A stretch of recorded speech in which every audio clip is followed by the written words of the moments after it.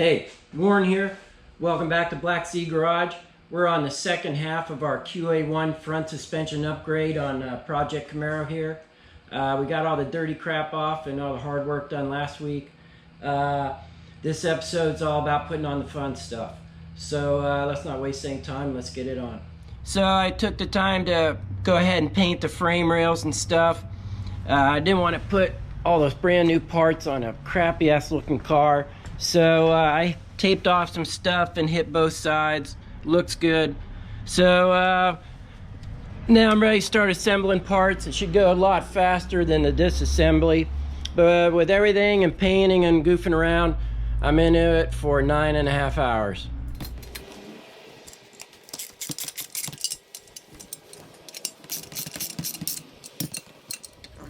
Okay, so the bottom brackets are installed here for the bottom of the coilovers. The last thing we need to do before installing them on the car is to slide these guides in here. They do come with fittings, so we will grease them up afterwards.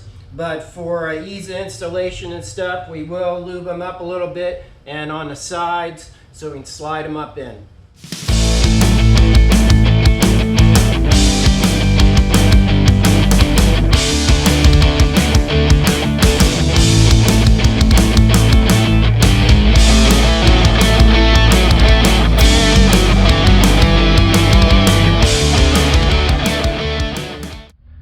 Okay, so putting the lower control arms up here is not rocket surgery. You just need a little old-fashioned type of muscle it up there. Maybe you'll need a little influencer like this because it probably won't fit exactly perfect. But get it up in there, use a punch like this to line up the holes, and then when you're ready, put the bolt in. Put the bolts in from the front going towards the back whenever possible.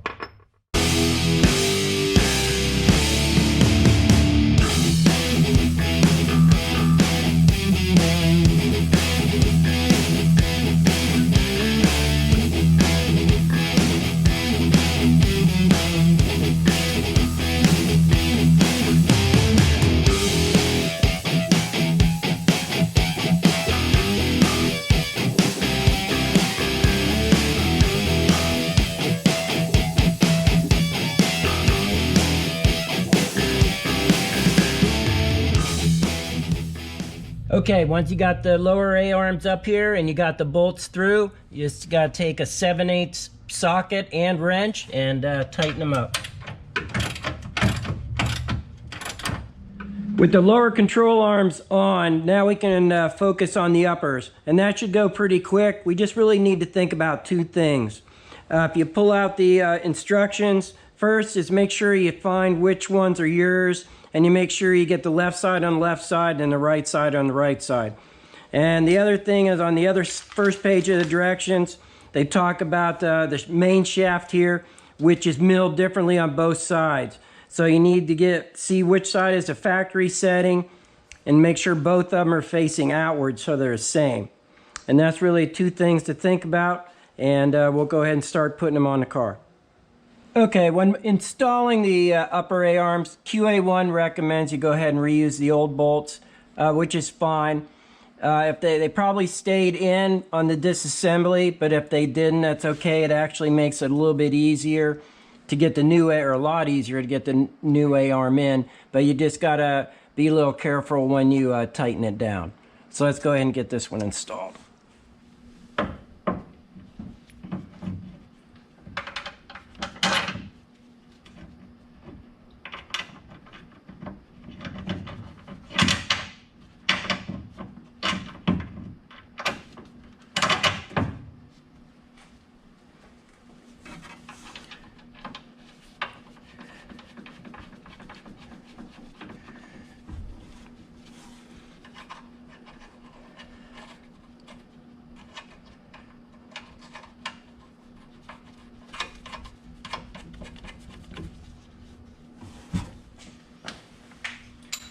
Okay, if your bolts happen to have popped out, you can either take a punch and pop the knurling back into the bracket,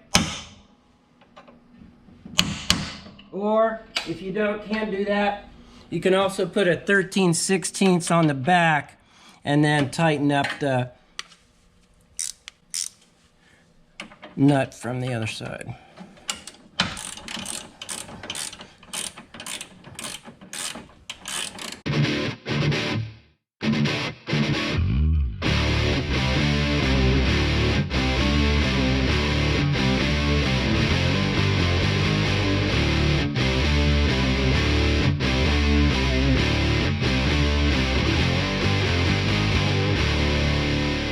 Okay, it's basically just the same thing on this side. I put the original amount of shims I had right back where they went. Now I'm just going to tighten it up, and then we're going to be done. It's going on a whole lot faster than it's coming off, I tell you that. A lot more fun too.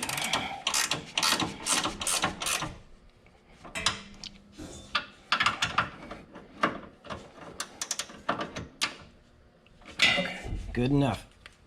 Upper A-arms are on. Alright, just to let you know where we're at. Finished putting the A-arms on, and we're getting ready to start talking about the shock absorbers. But just for a quick update, so we are up to 10.5 hours. We had 8.5 hours in the teardown. I had about an hour in taping off and painting stuff, and about an hour, a little bit less, in putting the A-arms in. So now let's talk about what we got to do to the shocks. So for like the first, 8.5 hours of this project, I was mostly just pissing myself off and cracking my knuckles. But with it painted and with the A-arms on, man, I'm really starting to get excited. So now it's coming really the good part. Shock, these coilover shocks. I don't know about you guys, but they're probably about the prettiest thing I'm ever going to put on my car. So, let's keep doing things right and finishing out this project like it ought to be. In the directions, it says use Permatex anti-seize. On the sticker right here, it says use Permatex anti-seize. So use Permatex anti-seize, okay? We'll take sticker off, we'll put that on. Also, next thing I want to think about, this bracket here. It's for the stock coilover or stock lower control arms. But since we have bought the whole kit, I'll be taking off this snap ring, pulling this out, and we'll be using this bolt that comes with the kit. So that's two things I'll do first.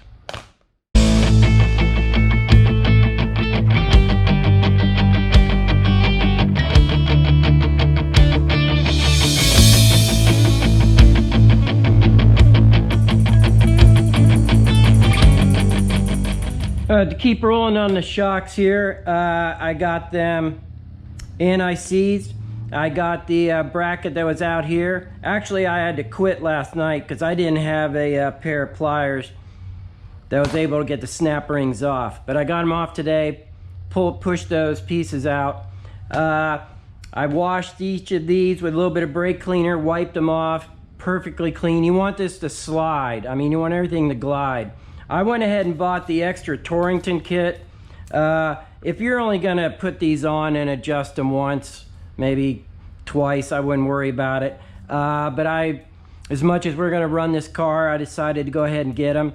Now they do come with a little manufacturing residue and crap on them, so I hosed them off good with brake clean, got them perfectly clean, wiped them off nice, and now we'll start assembling.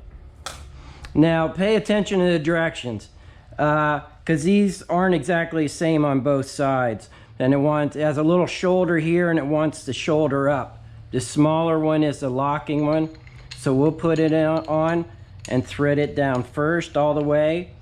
And then this collar, they also want the shoulder side up, so we will put that one on both of them, and then we'll put the bearings on. All right, I think I got the coilover shock ready. I got the Torrington bearing and the washers with anti-seize and put them on. I put the upper shock mount and bushing on here. So basically we are ready to slide on the spring and put it up in there and then attach it at the top shock mount. All right, so up and in we go. I got the shock extended as far as it'll go. Fits up through here.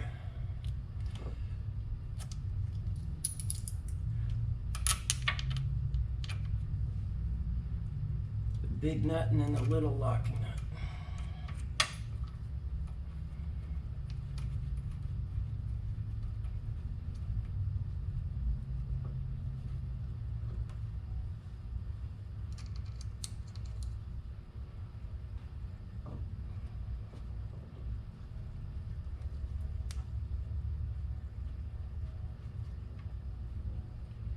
Okay, once we got that secure, then we can lift up the bottom and attach the bolt at the bottom.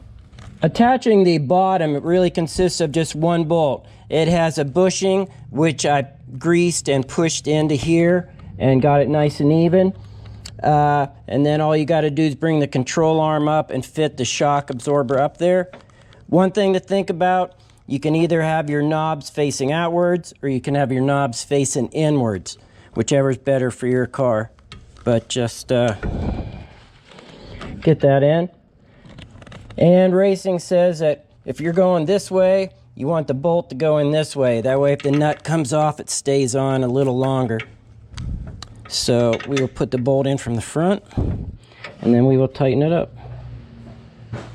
Hey, so I'm going to interrupt this installation video for a second. I'm coming to you from a few weeks in the future. I've had the system on the car for a few weeks and I got about 3,000 miles on it, and it is just pissing me off to no end. So the issue I have is a noise issue, and it's coming from this bushing here at the bottom of the coilover shock. So let me readjust the cameras and I'll explain to you what's been killing me, and hopefully you won't have the same problem. Okay, let me explain to you where this thing went sideways. I assembled it just the way they say in the instructions. Now, if you're using stock control arms and you're using this bracket as it was assembled from the factory, there is no problem.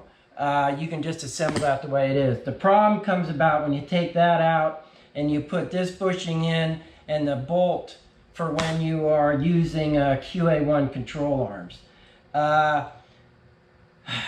Okay, so here's what happened. I assembled it just like they said. It squeaked like a freaking bastard. I was kind of bummed. So anyway, I took it back apart, took this thing back out. I lubed it inside. I got in here with a screwdriver, pulled this back, lubed in behind it, lubed the sides of it, blah, blah, blah. There was lube everywhere. I put it back in, and then unfortunately, as soon as I got it put back in, I decided to go on my week-long adolescent shakedown, and this thing squeaked the entire frickin' way there and the entire frickin' way back. I was so pissed by the time I got home. I could have thrown this at QA1. Okay, so here's the deal.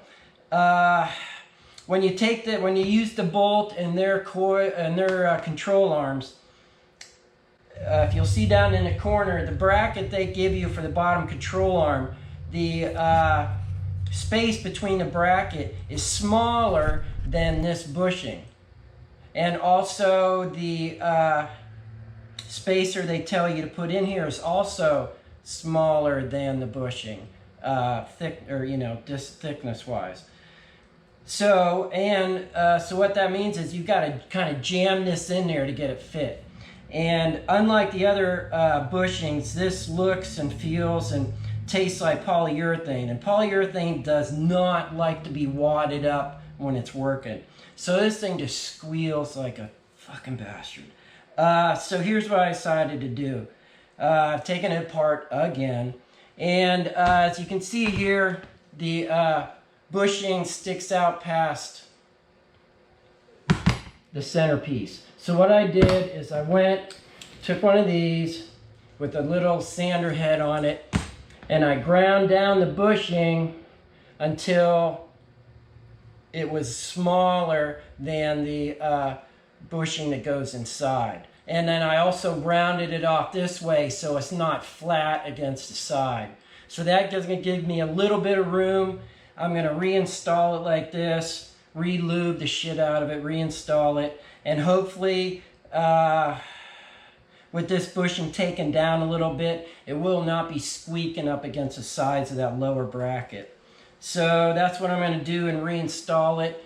And If I don't break in 5 seconds with another future video, then I guess this worked. Here we got the first one finished. Here's the original one, and it's hard to fit it in there. And that's, I think, the sides here is where the squeaking has been coming from. So I took the bushing, shaved it down. It fits in real nice and easy. So hopefully it'll stop the squeaking. We'll see how it goes. All right, so I got the spindles on both lowers. According to the directions, this is supposed to be torqued to 55 pounds. So I'm just gonna hold it up with my one hand and my knee a little bit. I got the torque wrench set.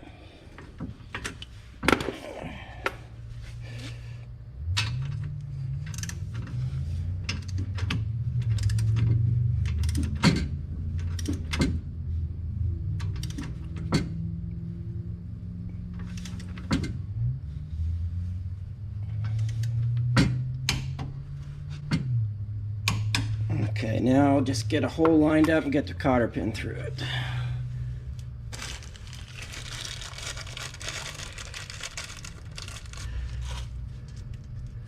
Oh, nice, works out perfect, right at 55 pounds. All right, I'll bend that into place. So all we got left really is to bring this up and connect it to the upper A-arm. We've got the jack. It's got it nicely centered underneath here, so it's as safe as possible. The only thing to really think about, these springs don't have a pigtail for this car, but as you see in the caption, they have a little edge to them. And these frames are welded together with a seam in the middle, so sometimes that little notch in the spring kind of fits in almost like a pigtail. It's kind of nice. So you just kind of work it around until you feel like it's in there good. And then just bring this up a little bit, the adjuster nut, just so it'll hold in place. And that's where we've got it at. So I'll have Matt go ahead and start cranking on the jack, and we'll slowly bring this up in. And I'll have the nut and washer ready. Try it this way this time. Okay, take your time.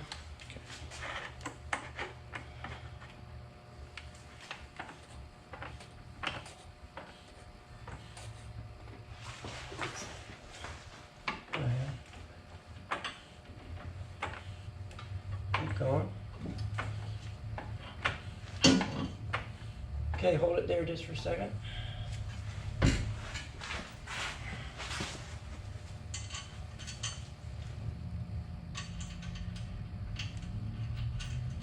right, there we go. Torque wrench around anywhere? Is it still on the other side?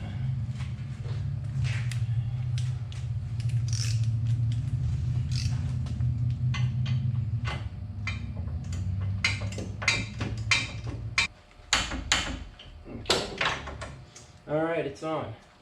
Just got to line it up for the cotter pin and do the other side.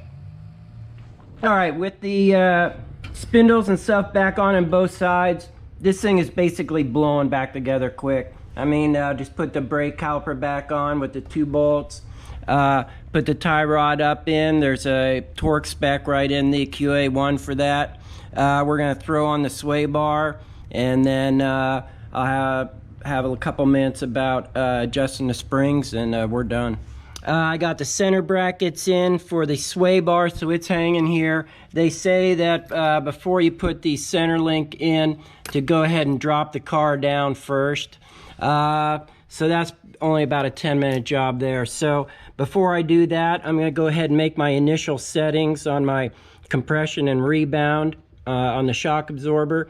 And as far as height goes, I mean, you basically have to just kind of guess and go. What I did is I counted up 12 threads, and then I put the bottom of the lock washer on the 12th thread, and then I went over and did the same thing on the other side.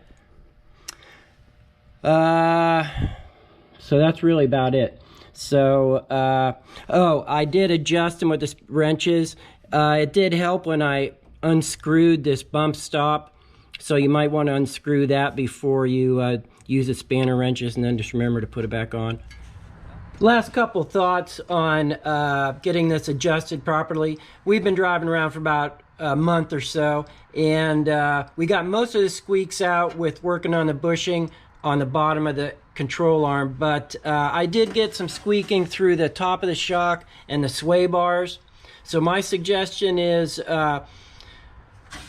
start where they tell you to with the bushing out, and then just crank on them until they quit squeaking. Both the sway bar down there and the top of the shock. I started with their suggestions and I cranked on them until they finally quit squeaking. I've had this on about a month, and I'm really happy with it overall now. The QA1 kit also comes with these clamps here for the front end links. I was going to do a minute on putting these on, but when I got the suspension in, there was an opening at the alignment shop up the street, so I just zipped it up there, and I ended up giving the guy 50 bucks, and he put the new ones on. But I will say that these new pieces are exactly the same width as the originals. So if you just take it off here, unscrew this, unscrew the original, and then screw this back on, with your paint marks and stuff, you should be able to get it really close to get it to the frame shop or the alignment shop if you do it yourself. But anyway, I cheated. That's why I didn't have a minute on this. Getting down to the last few details here, we have the bump stop, which keeps the spindle from whacking into the control arm. It comes with a bolt and a lock nut, but it was too restrictive even when I had it all the way turned in, so I ended up using a button head bolt and Loctiting it in there, and that gives me the full range of motion without anything binding up. I consider this project done, so see what kind of time we got. 13:29. So the average amount of crap, well, I have more than the average amount of crap, but you get the idea. That's how long it took me, weekend and a couple of evenings. Here's Project Camaro with the QA1 front suspension completely finished. Remember, we set the coilovers at 12 threads underneath the lock ring. It gives a good street stance. I'm happy with it, so I'm gonna leave it there. We did put this car through a shakedown run, which consisted of a 1,000-mile drive, runs the Gainesville Raceway, car show, and an SCCA autocross event. So we'll have a video of that coming up soon, but it performed really well, and I'm happy. So I think we are on to a new Ford 9-inch rear end for this thing next. So stay tuned.